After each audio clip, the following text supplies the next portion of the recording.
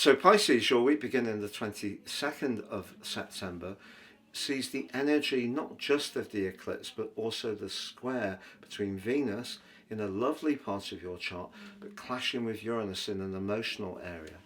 You could find, even in a relationship that you enjoy and you may be committed to someone, there's part of you that does yearn for some kind of excitement, and that could make you a bit sparky, a bit provocative to try and get a reaction.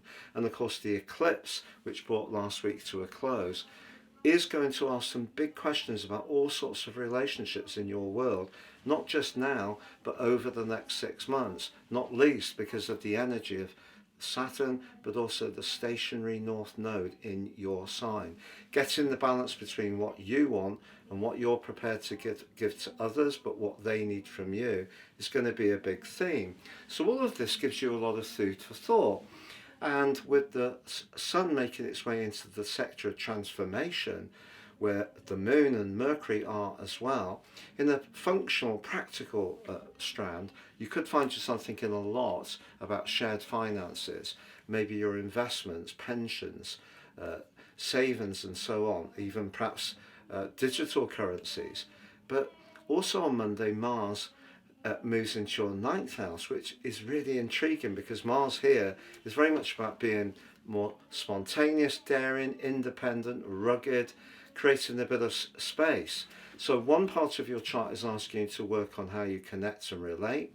Another part is making you much more conscious of the deeper psychological or financial influences.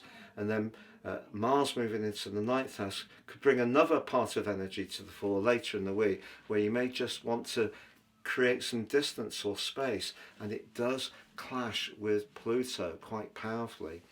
If you have a conversation towards the end of this week, you may be surprised, and it could be a very difficult listen. Someone may share some observations of you that you're not expecting, or perhaps it's you who's going to be surprisingly blunt.